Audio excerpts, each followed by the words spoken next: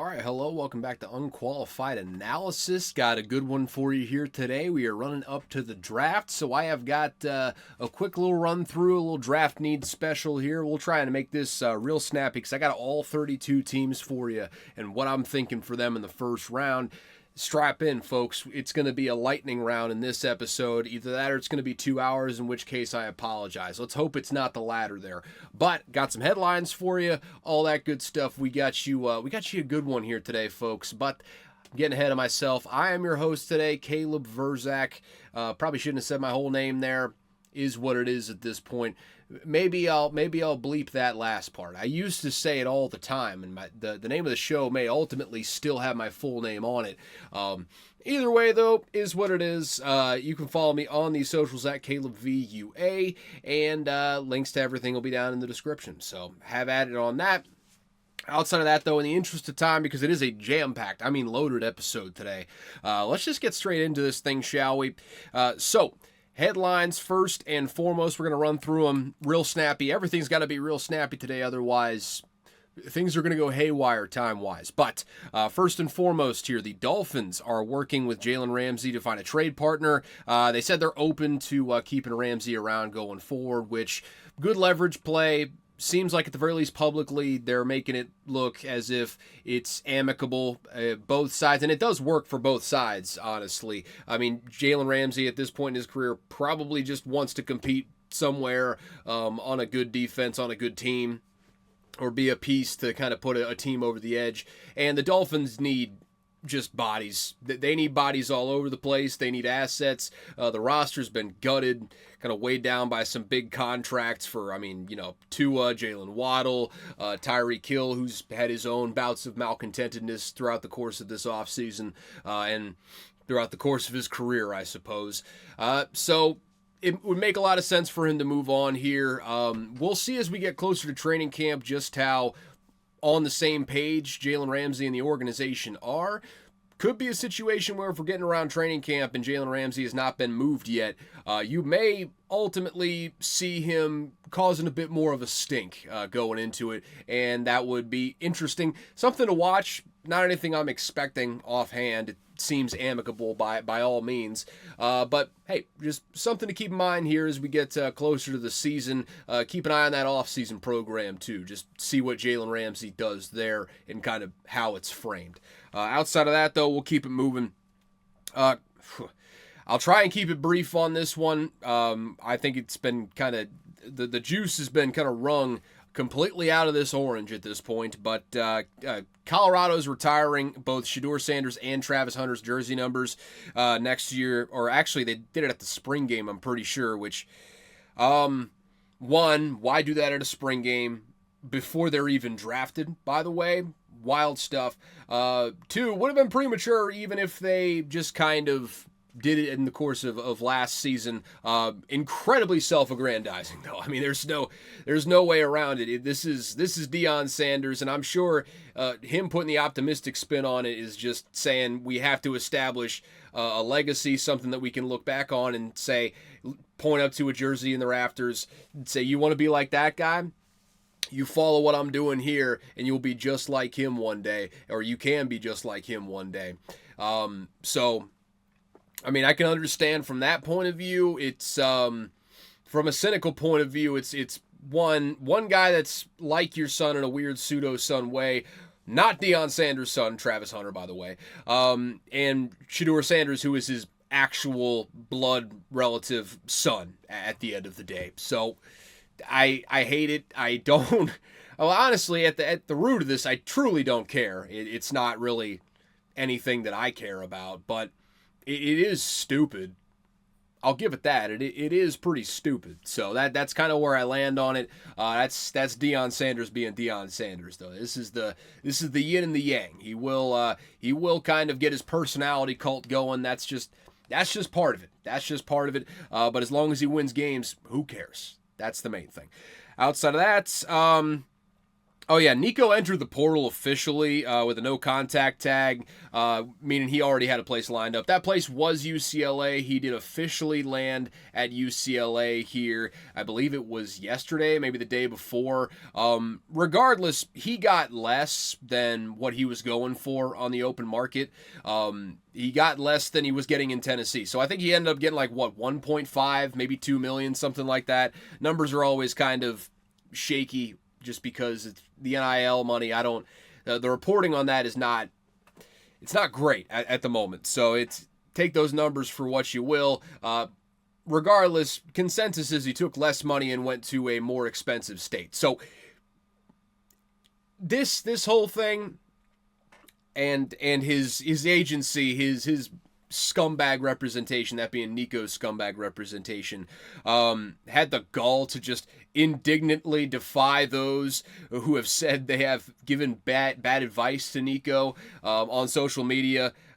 Kids surrounded by scumbags, but we already knew that going in, from the relatives to the representation. It's rotten to the core pretty much, and I don't think that Nico is some shrinking violet in all this. I think he has his own concerns throughout this whole process as well. But the fact that I'm looking at here, he got less money, went to a different situation. They're insisting it's because of Tennessee's offense. I'm saying Josh Heupel didn't open up the offense because Nico wasn't good enough. So that's why the Tennessee offense wasn't exactly working for Nico, is because he wasn't good enough. And then he goes on the open market, goes to a state where he's going to be paying more taxes and having a higher cost of living, but takes less money to go there. And you're seeing it on a huge stage now because it's Nico Iamaleava, former number one overall recruit. A couple cycles ago, he was the prince that was promised at Tennessee in that Josh Heupel offense. Everyone saw what Hendon Hooker did, and they just assumed, boom, we're just going to put Nico in there and it's going to be off to the races again, and it wasn't like that.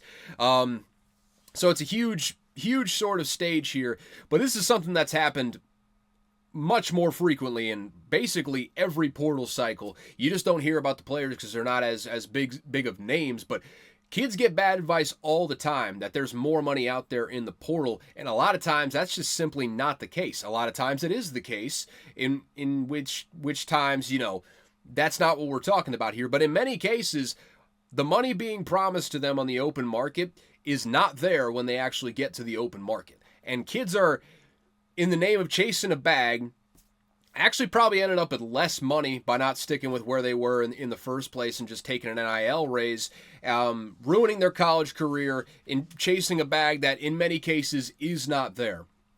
So again, that's just, college football is all sorts of messed up. They need to put some guidelines in place, but I don't know who's going to do it because it's a totally leaderless, spineless sport, essentially. Maybe not a spineless sport, but there's no one who's willing to take the reins here with the interest of the sport in mind. And that's why we are where we are, because of that right there. Okay, so the NFL draft needs to take some notes from the WNBA draft, by the way. I watched that briefly, what was that, Thursday night? Whenever it was, I just got kind of bored. I was, sitting on the couch, whatever. Was just watching the WNBA draft. By the way, congratulations to all the women drafted. Don't want to get that twisted. Congratulations to everyone out there. It's awesome being drafted. Also, not someone who was drafted this year, but someone who was drafted last year and was there to support her UConn teammates, Nico Mull. What's up? I recognize your game. How we doing? How we doing? Outside of that, though, let's speed this shit up on the NFL side of things, though. All that stuff aside, the WNBA draft was doing it right. Now, I understand they have 3 rounds to go through in one night. There's a lot to get through. But at the same time here, man, the NFL, I know it's fun to kind of have the pageantry and whatnot. I don't want to wait the full fucking 10 minutes for every pick in round 1, man. I know those picks are getting in real quick. We got to speed this shit up right down the road here because I'm not trying to go to bed at 1 or 2 in the morning because I decided to stay up and watch the whole first round of the draft. I'm sorry for bopping the mic there. That was not my intent. Didn't mean to bop you. That's on me. That one's on me. But let's speed this shit up, NFL. We're going into the draft. I believe it starts on this Thursday night in the first round. Just give me something, keep it moving. Let's just keep it moving. That's what I'm really talking about here. Just stop dragging it on so long. We got work in the morning on Friday, okay? I'm not taking Friday off for the draft. All right? Just not an option. But let's speed this shit up here, NFL draft. That's really the point of that headline. That and congratulations to all the WNBA prospects out there that got drafted. Outside of that, though, yep, we just keep moving. Lee Corso, he is retiring from game day. He is doing one last broadcast in August, and then he is out the door, going off into retirement. And, yeah, a guy that's been in football for an insanely long time. I mean, several decades. Longer than I've been alive by probably a factor of 3. Not a factor of 3. I'm 29 years old. He's not been in football that long. But if by a factor of 2 and some change, probably he's been in football for that long. But a staple of game day my entire life. I mean, literally my entire life, from the moment I was born until this moment right here, 29 years later. He has been there. He has been a staple of game day, and one of the more cherished figures, I would say, in college football. A guy that really helped make college football great, which I'm sure is all that he wanted at the end of the day. And that's that Texas-Ohio State game in August. What a game to go out on. I love that for him. And I'm sure they're going to have something special for that game to send him off into the sunset. And I don't even really care if they set up the new era going forward. I mean, as long as they send Lee Corso off in the sunset right, that's all that matters to me. That would be beautiful at the end of the day. So, yeah, love Lee Corso. It was probably about time, but he did earn the right to just go out on his own terms. He'd been there since, I would imagine, the inception, maybe not the inception of the network, certainly since the inception of College Game Day. And I'm sure Kirk is going to have something fun for him on that last show. And that's going to be great. I can't wait to watch that. But hey, happy trails to Lee Corso. You had one hell of a career spanning from playing to coaching to broadcasting, and broadcasting so long that really for a long time, I knew they called him Coach Lee Corso. I'd never actually seen or heard any games that he coached. I didn't know how good he was as a coach. I certainly didn't know that he was a player. And it just goes to show the longevity of his impact in the sport. I hope we keep seeing more of that going forward. I hope it's not just like a total youth movement pushing older guys out the door, and I hope that's not the new norm. But I like having guys like Lee Corso around because it does bring a pang of nostalgia for the old days, and I do appreciate you, Lee Corso. Also, one last one here, little quick extension news. The Eagles signed center Cam Jurgens to a 4-year, $68 million extension. 39.4 of that is guaranteed. So hey, there you go. Eagles love to take care of their own, especially their offensive line. Cam Jurgens stepped right in after Kelsey retired, and he did not miss a beat. That's part of the Jeff Stoutland effect there, baby. And especially when you got a Hall of Famer to learn behind. He was set up in the best way possible. So we'll talk about the Eagles here in just a bit, but good signing there. Never bad to lock up an offensive lineman. Okay, so we were about 14 minutes into this thing. I'm going to have to really pedal to the floor on this draft needs lightning round, as I'm calling it.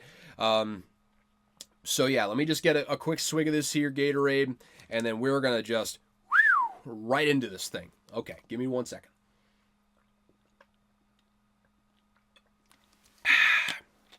Yep.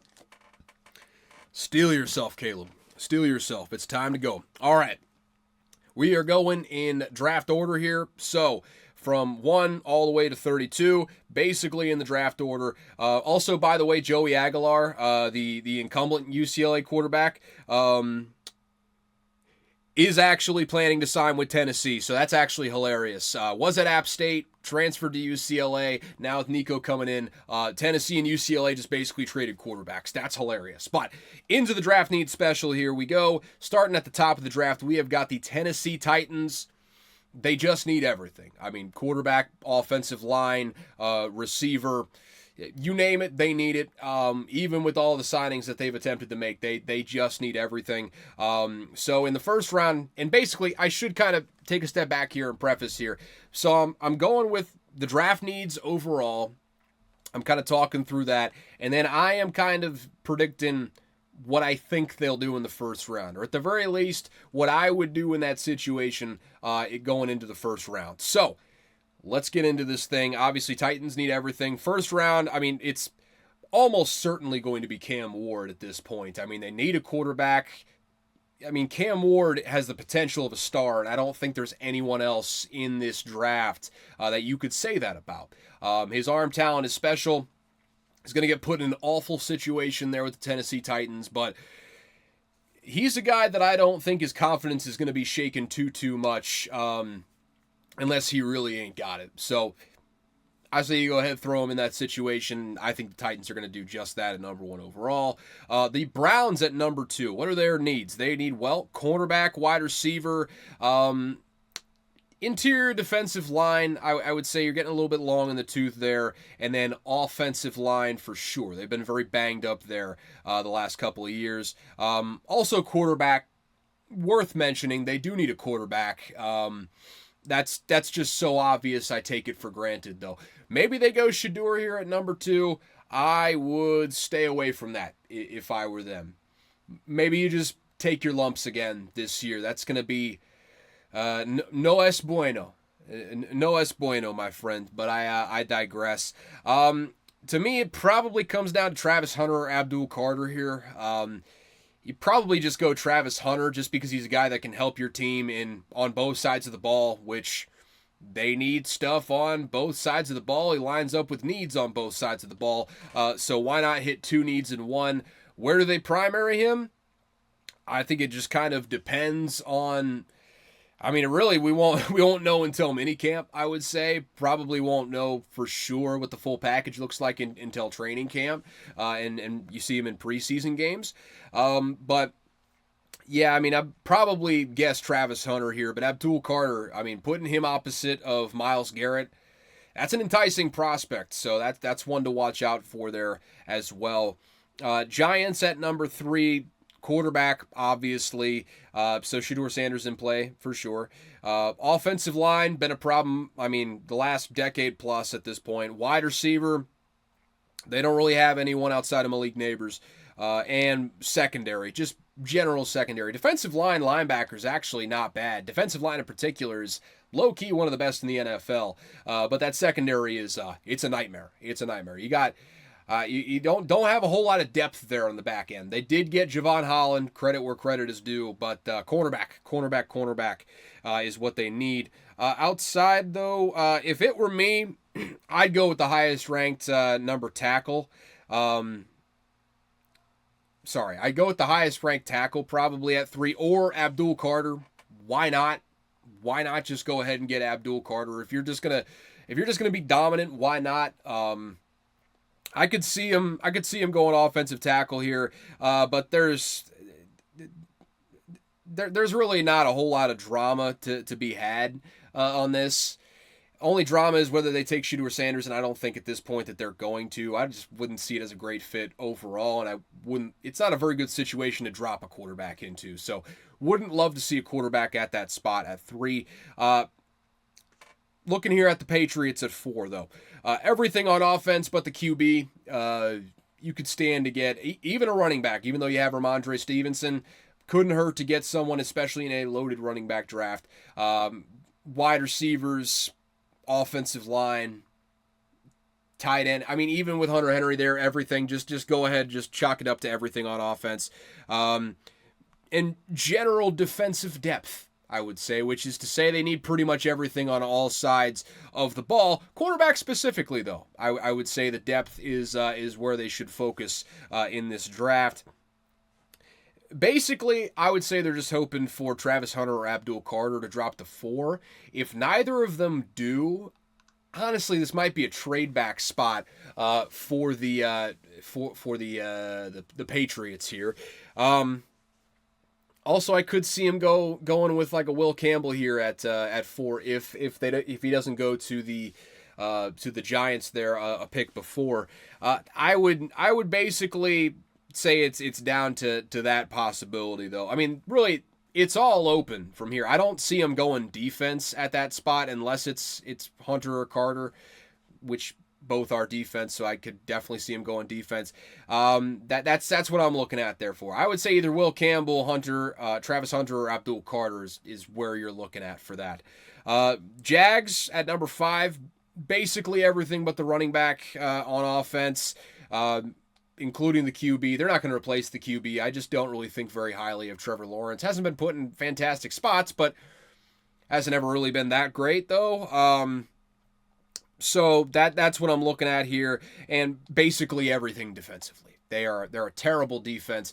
Even with Josh Hines-Allen there rushing on the outside, I would still love to have someone other than Trayvon Walker rushing off the other edge. I just don't think Trayvon Walker is that good.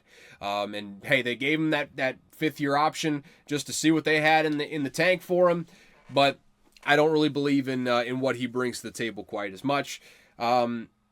I would say best non-QB available. I don't think it really matters the position not all that much. They need a lot. They need a lot on both sides of the ball. So this is a classic, just the best available at 5 there. Maybe even a trade back spot if someone is really, really gunning for someone at that spot at number 5.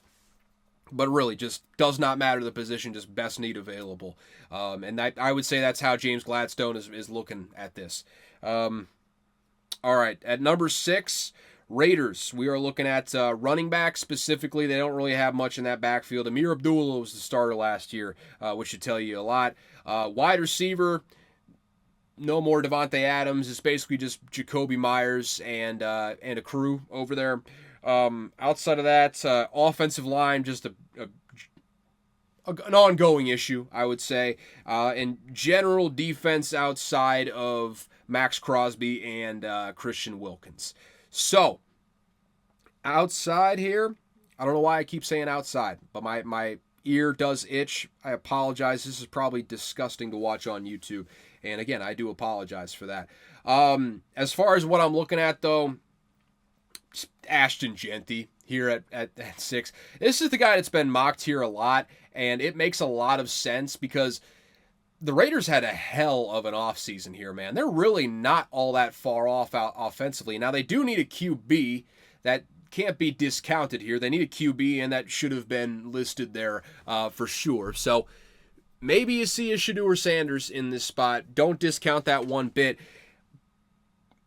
Oh, wait a second. They don't need a QB. I keep forgetting that they traded for Geno Smith, and then they extended him too. So yeah, no QB at that spot. I was absolutely right not to include QB. My apologies to Geno Smith, Pete Carroll, and everyone on that team. Tom Brady specifically. I think he's actually kind of the shadow owner right now and pulling a lot of these strings and doing a hell of a job doing it. But Ashton Genty there at 6. Don't overthink it. Just draft the future All-Pro. And that is exactly what Ashton Genty is going to be. I think Pete Carroll is going to want him to be that. I just draft the guy who's going to step in day one and probably be a top 5 back in the entire league. That's what Ashton Genty is. Health willing, he's going to be right there at the top. It's going to be like Bijan Robinson year 1. He's going to step in, and it's going to be no doubt immediately that he is one of, if not the best back in the entire league. So just draft him there at 6. Don't overthink it. Don't overthink it, because that's a guy that's going to help you a lot and could put you in playoff contention here in year 1. Raiders are really not that far off. They're certainly not a Super Bowl contender, but they're not far off from contending for a playoff spot. I'll tell you that. Jets there at 7. I'm looking at their needs. Offensive line. What else is new? Wide receiver. Basically, just get someone outside of Garrett Wilson out there. Quarterback, Justin Fields is a stopgap solution. We all know that. Regardless of the money, he's a stopgap solution, I would say. Oh, excuse me. Defensive line. They lose Hassan Reddick. Not that they were losing much there. I know they have Quinnen Williams, but defensive line could not hurt. I'm not crazy for saying that. Edge, again, you have Jermaine Johnson, but you could always go with another edge. And then just kind of, general defensive depth. It's still a really solid top line. They still have all of those stars in place. But the depth has kind of taken a hit over the last couple of years. I think cornerback specifically, losing DJ Reed over this last offseason, I think they could really do to add at that spot specifically. I would say just go ahead with the best offensive lineman available, or I don't know if there's a cornerback in this draft that warrants that 7 spot. If you're going to take a cornerback, you probably want to move back a bit. But I would say best available offensive lineman. You can't go wrong with that if you're the Jets in that spot. Just build it back right. They've been building it wrong for years. Just nail some offensive line picks, build out from there. That's exactly the formula that you had when Rex Ryan had those glory years there back, well over a decade ago at this point. Mark Sanchez was the QB. That should tell you everything you need to know. They believed in him for a little bit, but if you can win games just behind your offensive line and Mark Sanchez, that's a formula you can win with, just building off that offensive line. So that's what they should do. They should be trying to find their Nick Mangold, their DeBrickashaw Ferguson. Great names back in those Jets offensive lines. Number 8, we got the Panthers. I would still say offensive line is a need. It's not a huge need, but whether it is actually a need or not, I think they should draft more offensive linemen because they have a tiny little diminutive QB back there getting the ball snapped to him. So that's what I think there. Wide receiver, still an issue. Ongoing issue I think they need to address. General defense would just be a safe bet. They really just need help at all levels on the defensive side of the ball. Roster, it's been gutted over the last couple of years. It's just outside... I guess Jesse Bates is on the Falcons even, so I'm not even going to worry about that. But what I'm thinking, if it were me in this situation, I'd kill a fly with a sledgehammer and just go offensive line again. But also, you need a receiver. Getting a guy like Tet McMillan in there. Maybe you go Tyler Warren either at this spot. So if it were me, build it in the trenches. I go offensive line. Wherever they have a need there, just fill it with that. But in reality, I think this is a spot where they draft a weapon. Who that weapon is going to be, hard to say at this point. But I'd say watch Tyler Warren. Watch Tyler Warren in this spot. Big versatile receiver there. Dave Canales would probably love to have a guy like that in the offense. Don't count out Tet McMillan, but Tyler Warren's the guy I'm watching at this spot. Saints at 9, basically everything on offense, including the quarterback. Running back, love Alvin Kamara, but it's time to start contingency planning for what's next, I would say. He's not exactly old yet, but I don't know if Kendre Miller has really lived up a lot to the hype, or if there was any hype coming out of college, really. I don't think he was drafted all that high. So getting some depth there would be nice. Especially with an offensive coordinator who has shown a propensity to run in the past and actually has had the best version of his offense when he has run at a pretty high clip. So still everything defensively as well. Yeah, they're just long in the tooth at all positions defensively. All their good... If they have good players there, they're old, and there's not really a whole lot of good players left anymore. So, yeah, just defense would be huge for them. I've heard whispers of Shedeur Sanders at this spot at 9 for the Saints. I'd say that's where I'd lean, frankly. Loomis is likely going full self-preservation mode at this point. It is full... save his job, live to fight another day. You don't stay in that job for that long without, doing some of this behavior. And I think it's about that time. I think it is about that time to just go ahead and do that if you're a Mickey Loomis from a self-preservation standpoint. Now they should go defense here if you're talking just pure need. They do need a quarterback though more than just about anything though. So I would say probably Shedeur Sanders at this spot. It makes a lot of sense at that spot. He's more of a polished guy that's you're going to have to ask him to step in right away, assuming that Derek Carr is not going to be there. Heard some smokescreen rumors about that Derek Carr stuff. Here nor there, I have no idea. But young quarterback coming in with a new offensive coordinator there in Kellen Moore. I would go Shedeur Sanders at that spot. I think it makes a lot of sense. He's going to get killed behind that lack of an offensive line. But I think you just go ahead and get him. I mean, they play indoors for well over half of the games, and the others are in the division. It's all like warm weather cities. You're talking not Charleston, Charlotte. You're talking Atlanta's in a dome, and then Tampa Bay. It's beautiful all year round. Those sons of bitches down in Florida. So yeah, that's it would make a lot of sense for Shedeur Sanders, and it makes a lot of sense from a Mickey Loomis perspective. So that's kind of what I'm thinking there for the Saints at 9.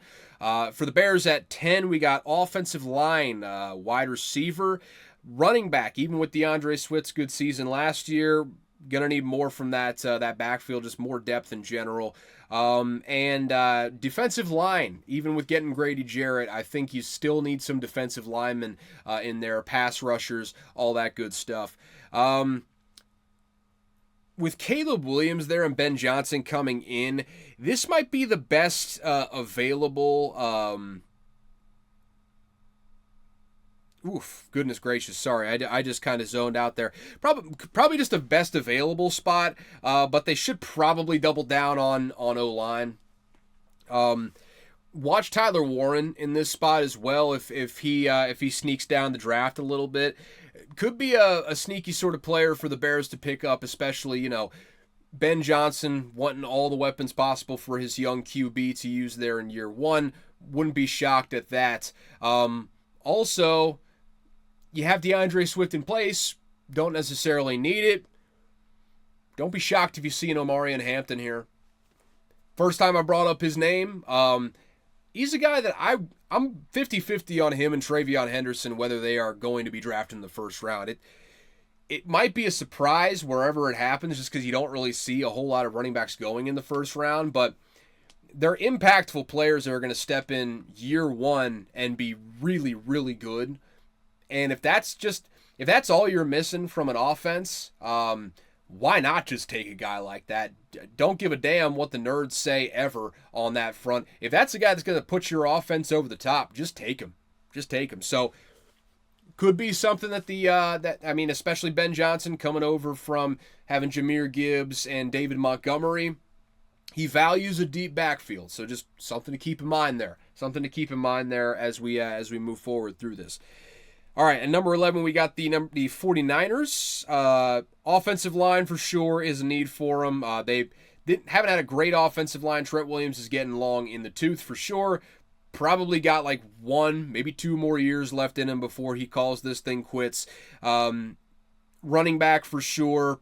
You lose Jordan Mason.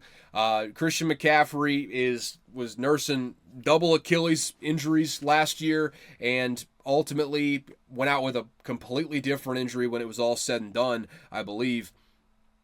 So need running back, wide receiver, really everything but inside linebacker on the defense as well. Even then, couldn't hurt to just do that. But Niners just don't have a great roster overall. This is a classic best available spot. I don't know if it necessarily matters what position.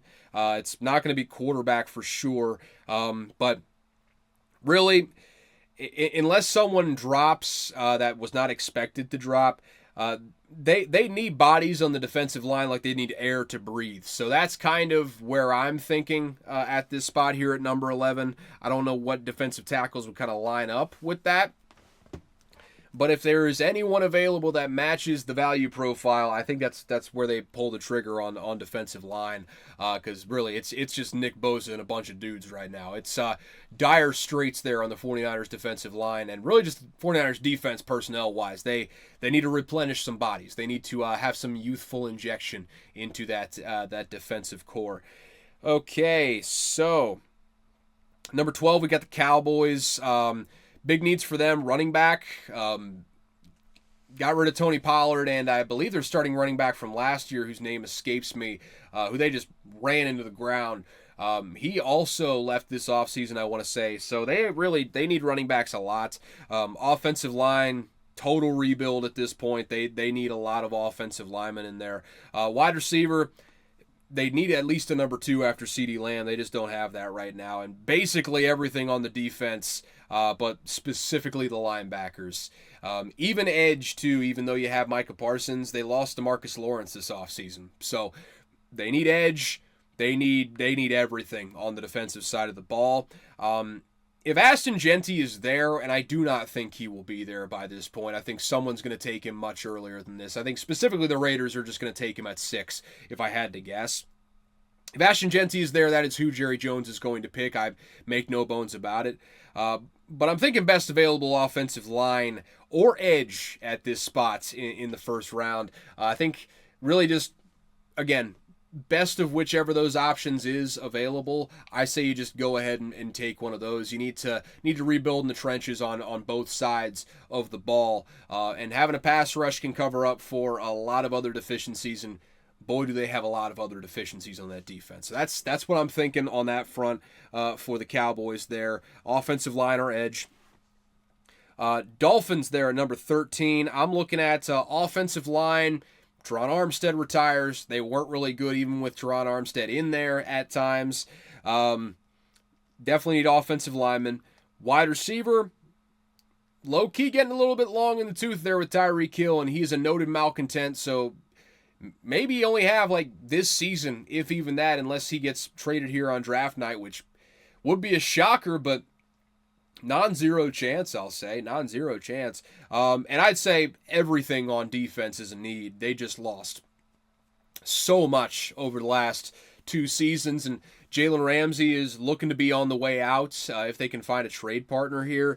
So I just, they need a lot on the defensive side of the ball. They're just not a playoff roster at this point. But I'd say best available offensive lineman is where I would go on this one. Might be thin by this point in the draft at number 13 there. But I think with Tua's concussion injury history alone, that would be a prudent pick there at number 13 to get an offensive lineman of any variety, really. Does not matter. They need them all. Outside of that, could go with defense too. Could be a best available spot. I would prioritize offensive line with the Tua stuff in mind, but couldn't fault defense there as well because, again, they do need a whole lot on that side of the ball.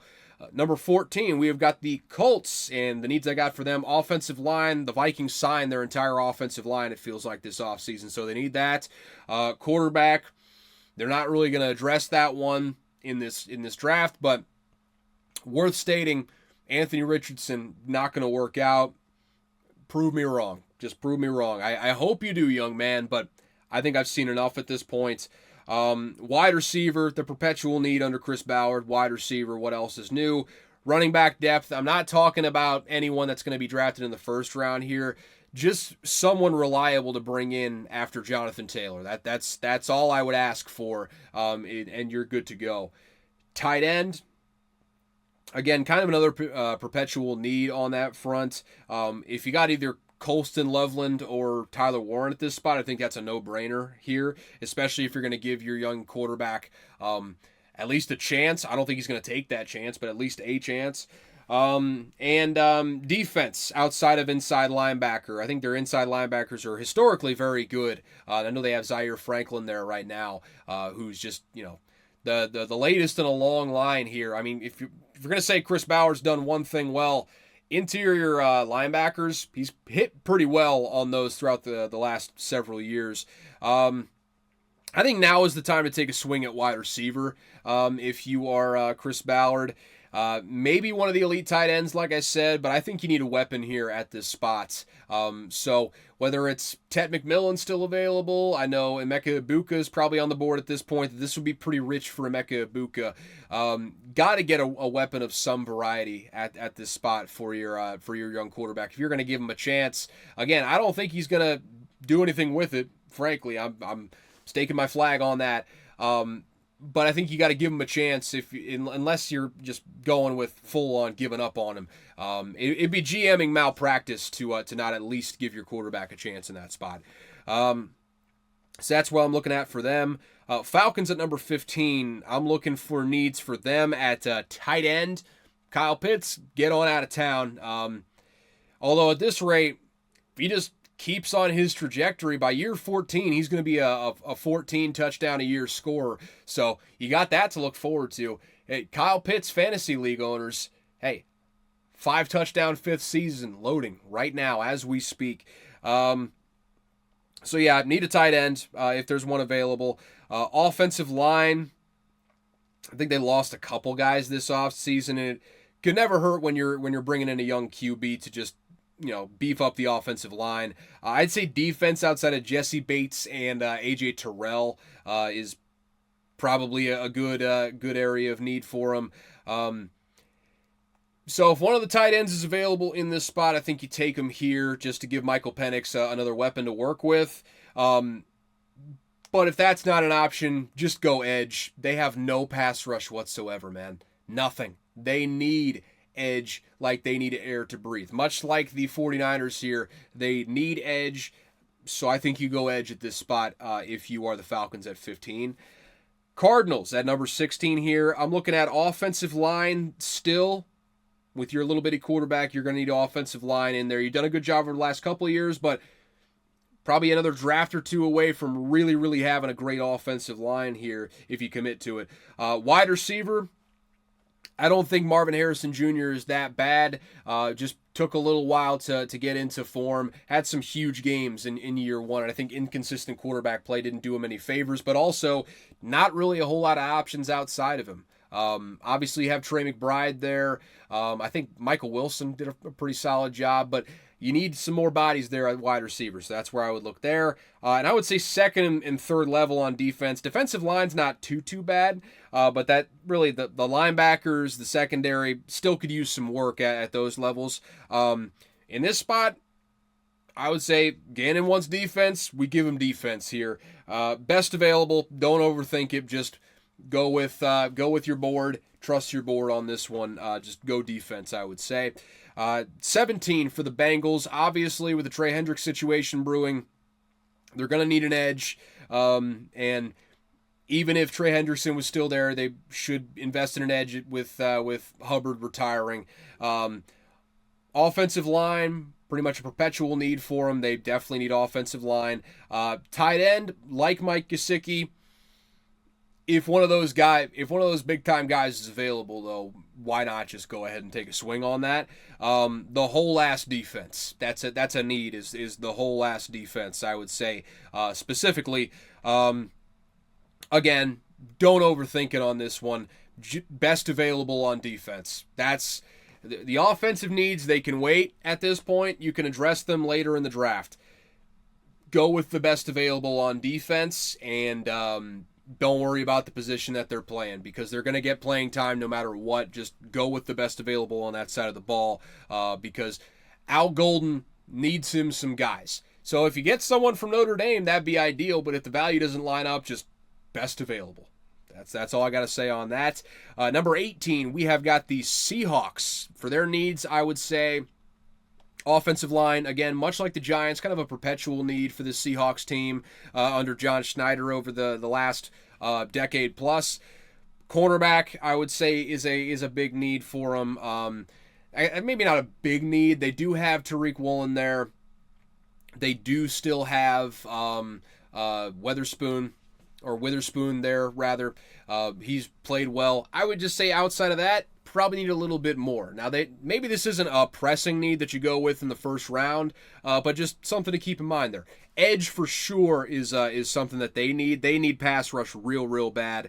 I would say this one probably comes down to offensive line or edge, in my mind at least, unless someone drops unexpectedly or they really like a corner in this spot maybe. But that's where I would go, and I'd take a lean towards edge. They really need some pass rush on that defense. I know Mike McDonald's going to help them out a lot just with the scheme, but every good coordinator still needs good players if you're going to win at the highest levels. So I think that's kind of the way that I see the Seahawks going with that first round pick. Bucks there at number 19. We're talking about playoff teams now here, folks. So we're buckling in for this one. Needs I got for them. Really just general defensive line, edge, defensive tackles. They're getting a little long in the tooth there, and the top end pass rush really isn't there. I like Yaya Diaby. But I don't really see a whole lot of killers on that defensive line, so to speak. So I would love to see that. Vita Vea, love him. He's getting a little bit older, so probably looking for contingency plans at that spot. And, of course, outside of that, I'm looking at linebacker, getting a little long in the tooth there as well. Tight end, if you can get one. Probably just going to have to wait for an Elijah Arroyo in the second round at this point. I don't know if Colston Loveland or Tyler Warren's going to be there at 19. Cornerback and defensive line. Well, I already talked about defensive line, but you get it. I've got to think you go defense here unless Tyler Warren or Colston Loveland is available. Looking at their edge, or looking at maybe edge or corner for that as well. But really it all comes down to best available again. And then you're going to hear me say it. You've already heard me say that a lot. But that's really what a lot of these teams should be doing, is drafting best available at this spot, with maybe a focus in mind on a specific position. But it's just best available at that spot. You're not reaching for any sort of value whatsoever. So yeah, I would like really anything defense at that spot for the Bucks. Broncos here at 20. I'm looking at running back specifically. I think Audric Estime is slated to be the starter. Maybe Jaleel McLaughlin. Either way, not ideal for a starter, especially if you're trying to take this team to the next level. Wide receiver, Cortland Sutton is a guy that you're okay with having him at 1, I guess. Certainly a number 1 wide receiver. You'd love to have him as a number 2 wide receiver, though. And that kind of is indicative of the, I almost said the Saints wide receiver core, but the Broncos wide receiver core here. So I would say wide receiver for sure on that. Edge, they just need to get some pass rush in there. I know Nick Bonito had a big-time year last year, but need to get some good edge players in there, I would say. Linebacker, another area that's a little bit deficient, but more just they're getting older with those players that they have in there, so couldn't hurt to get ahead of things on that. And defensive line, another one where they're just kind of getting a little bit on the older side. As far as what I think here, I feel like Emeka Egbuka would make a whole lot of sense. He's not going to be that number 1 wide receiver you need, but he's going to build more depth and give you more options. Versatile player, very polished route runner, just doesn't have that top-end capability. He's not a Malik Neighbors necessarily. He's not even a Jeremiah Smith. No one is Jeremiah Smith, let me tell you. He's one of the best wide receiver prospects I've ever seen. But he's not that type of athlete. But he's a guy that can step in and be a reliable two from day one, I would say, and has a different skill set, crucially, from what Cortland Sutton does. So I think Emeka Egbuka makes a lot of sense here at this spot. I'm just going to throw this out there, though. Do not be shocked one bit, folks. If you see here at this spot, no other running back other than Ashton Genty's been taken, do not be shocked if you see Omarion Hampton or Travion Henderson at this spot. Because I think either of those players plugged into this offense behind that really, really solid offensive line at this point, a notably and always really good run scheme for Sean Payton. That's going all the way back to the Saints days. At the Super Bowl year, they were a top 10 rushing offense in the NFL that year. People forget, but people remember Drew Brees and all that, but they forget how good the rushing offense was with Pierre Thomas and Reggie Bush and co there. If you get a really good, like, number one back in that running scheme, it could put this team over the top. So the smart, like, team building play would probably be Emeka Egbuka there. I'm telling you, you can get similar production at wide receiver in mid rounds. It's not a super high end draft, but it's a fairly deep draft at wide receiver. You can get that in, second, third round. Why not go ahead and swing for the fences here? And I think this is a spot coming off of a playoff year. You got a second year quarterback on that rookie deal. The playoff, the championship window is open now to build up a championship caliber roster. Now is the time to take a big swing if you're Sean Payton, I would say. And Omarion Hampton, Travion Henderson, either of those guys would fit the bill, and I think either would be stars from day one. So something to think about there. Either way, I think they go offense with this pick. 21, we got the Steelers. I'm looking at quarterback. Mason Rudolph is slated to be their starter, and Aaron Rodgers is currently holding them hostage. Also, he had an hour-long show last week where he said nothing. We're not going to spend any time on that whatsoever. Just worth mentioning, I suppose. Pat McAfee hosted him. Are we shocked? Quarterback, offensive line, perpetual issue there. Broderick Jones, I don't know how much more time that you give him, but I think adding offensive line is always a good idea at this point, especially if you're going to be relying on the running game. Would not hurt to have a lot of offensive linemen in there. Running back for sure, I think. You have Jalen Warren there, but you need more than that, and it's a very deep running back draft, so there's no reason not to go with a running back here, I would say, at this point. Outside of that, defensive line, low-key, man. I mean, you might not believe me, but Cam Hayward's getting up there, and there's really not a whole lot of big-time defensive tackles that are slotting in next to him right now. So defensive line, probably not something they're going to address in the first round, but don't be shocked if they address it at some point here in this draft. And cornerback, Darius Slay is currently slated to be one of your starters. If you weren't going QB at this spot, I would say go cornerback, just to kind of continue building out that young secondary. Joey Porter Jr. hit last year. I think having Darius Slay in there is a really good mentor to have, and I think they draft someone, or maybe a couple someones in this draft, no matter what, to kind of continue molding that young secondary and taking advantage of that, having Darius Slay there in that mentorship role while he is in the building. That being said, I mean, it almost has to be quarterback here, whether that be Jalen Milroe or Jackson Dart. I think it's probably going to end up being one of those guys, and I don't know if you feel good about that either way, but you're kind of forced into this spot, and I guess, so help you Lord, you're hoping that Aaron Rodgers signs there on a 1 year this offseason, just so you can kind of have that guy as a project quarterback working behind Aaron Rodgers. But like I said, it almost has to be quarterback there. I hate that for the Steelers, but it feels like they're kind of forced into this position at this point, so what are you going to do? You kind of have to do it. Number 22, we got the Chargers here. Wide receiver, obviously. I mean, Mike Williams, the lifeless husk of Mike Williams coming back from the Bears after leaving the Chargers last offseason. He's your number 3 receivers, and Quentin Johnston's your number 2. You need wide receivers there, so that would make a lot of sense at this spot. Tight end they need, but I'm not sure a first round grade 1 is going to be available at this point. Running back, you have Najee Harris in there, but let's be honest, you like a little bit more juice than what Najee Harris brings to the table. There's nothing wrong with that. So I'd like to see a running back. Just defense, truly all levels could use varying degrees of help. Some more than others, obviously, but defense is a personnel group they just need to build up holistically, we'll just say.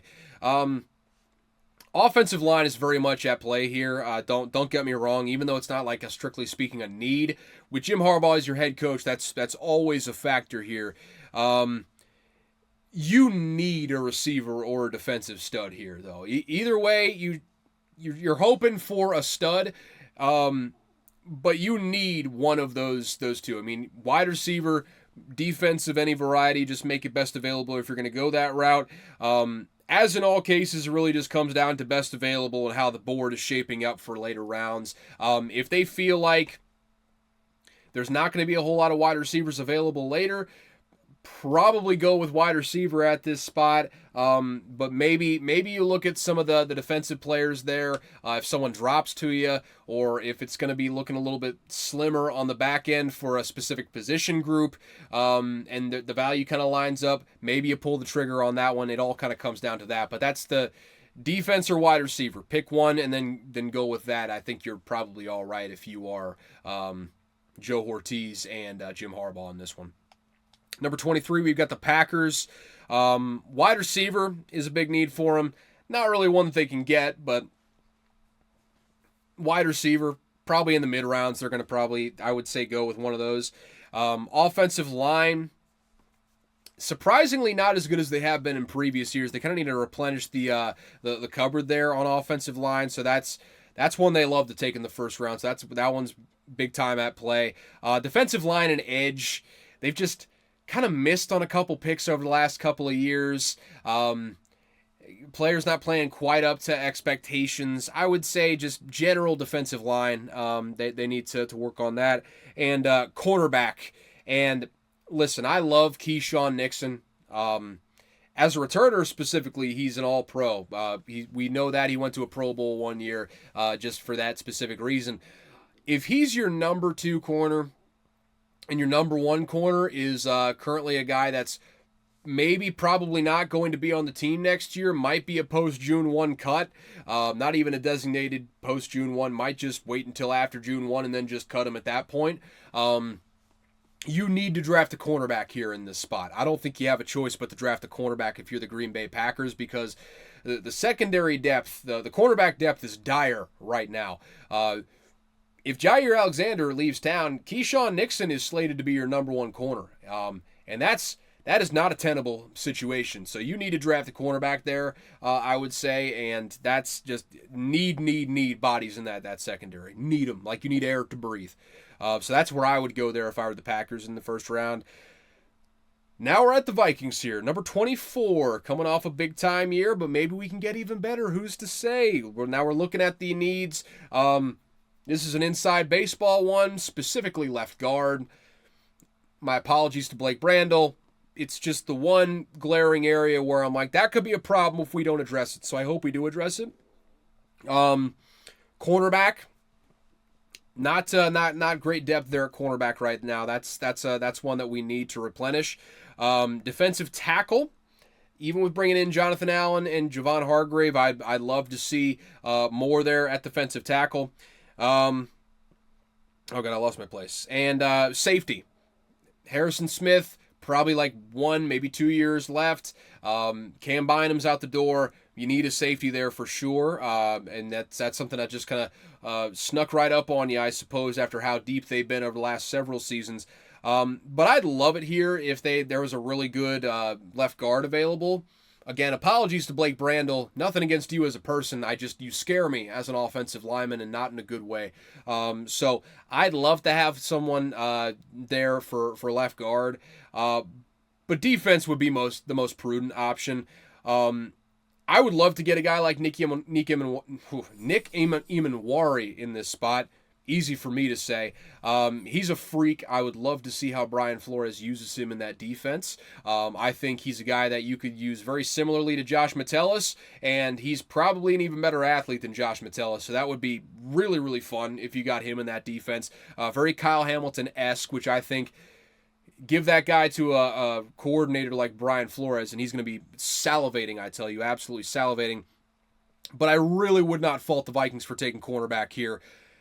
I love Najee Thompson, especially as a special teams player. Demon of a gunner.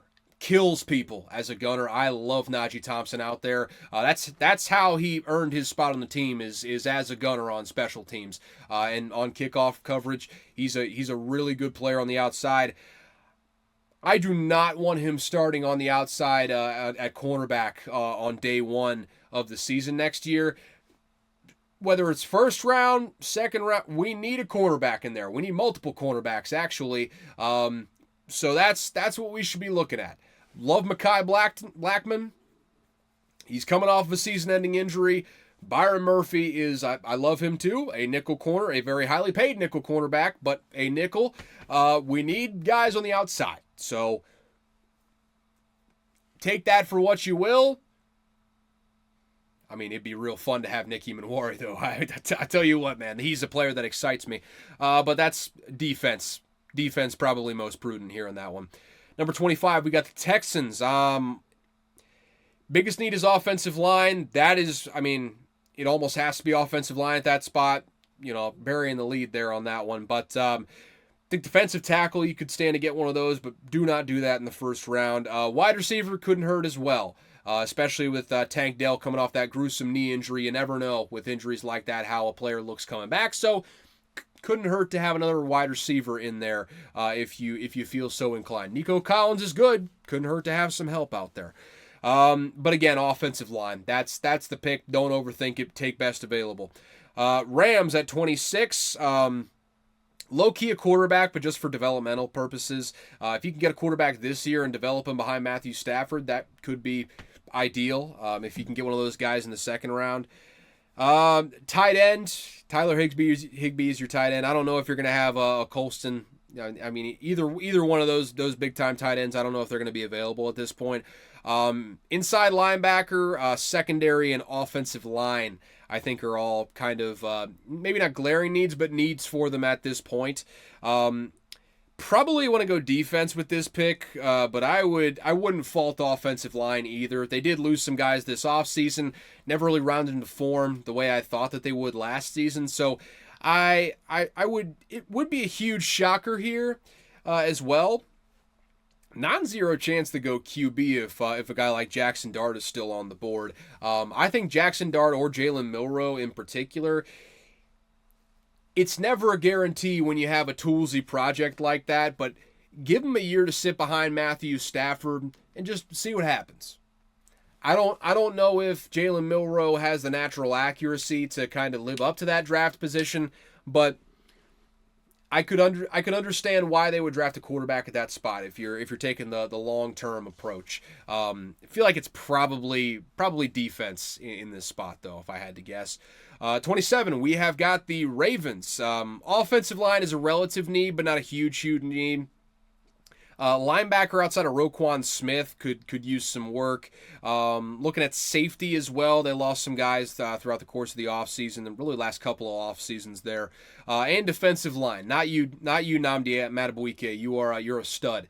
But looking a little bit sparse elsewise. Now we're kind of getting into murky waters, but I like the trenches here. Whether it's offensive line or defensive line, I think the Ravens go in the trenches with this draft pick. It would hurt me knowing that I kind of think this guy could be okay one day. He is a former 7th round pick though. Andrew Voorhees there at the guard could be a guy that they're maybe looking to replace with a Tyler Booker or someone like that. So watch your butt, Jason. Watch your butt, Mr. Voorhees. That's all I gotta say on that. Number 28, we got the Lions here. I'm looking specifically at guard on that offensive line. The tackles are still studs, but might want to invest in that guard position going forward.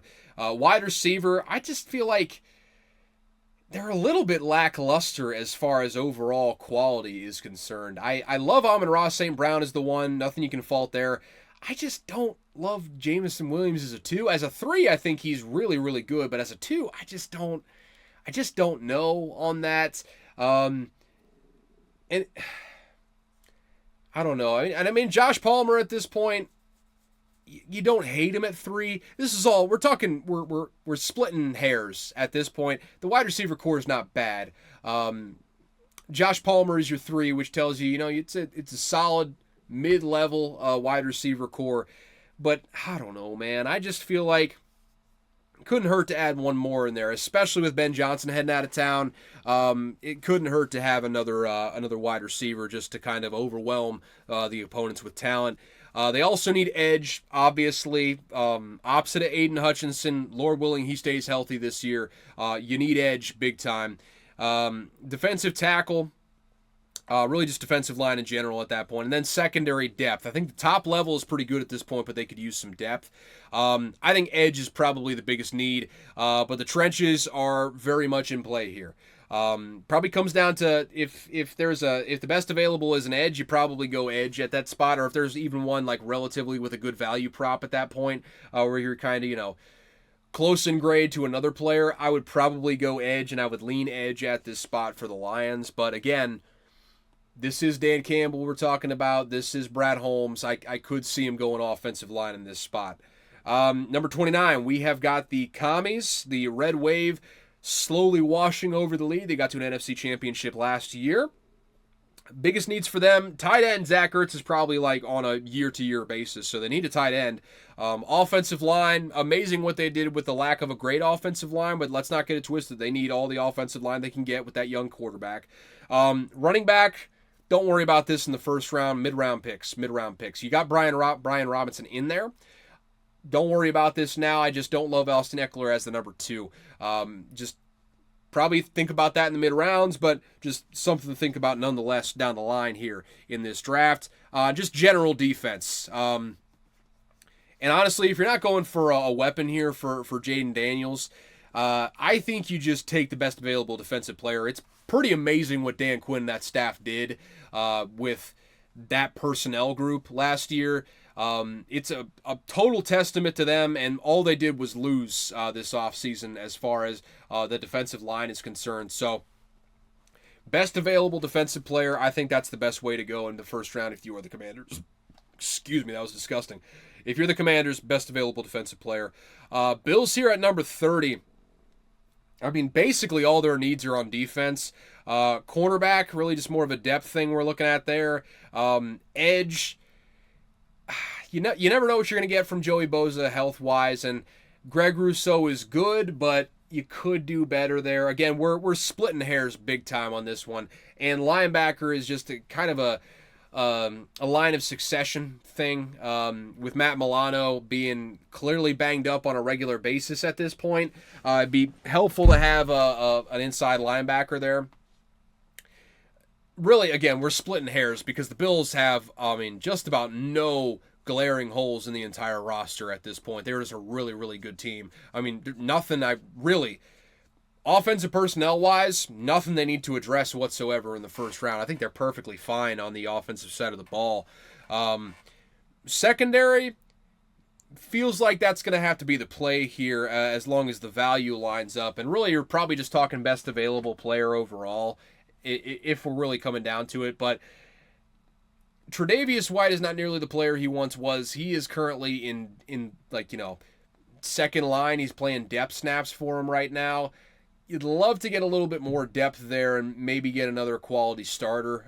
Maybe you go safety in this spot as well if there's one available that really catches your eye. But I think secondary is kind of the way to go for the Bills in this spot, especially you're chasing Patrick Mahomes, and that's the guy you got to stop at the end of the day. I don't know if any personnel is going to necessarily help you with that, but I would say with that in mind, you probably go corner or safety in that spot. Chiefs at number 31. Why not just rip the Band-Aid off there? They still need another wide receiver, I would say. They're not far off. If Hollywood Brown stays healthy this time around, I think they're pretty solid, quite frankly. Need another tight end with Travis Kelce going out there, but unless you're looking at an Elijah Arroyo, I just don't know it's necessarily going to happen there at this spot.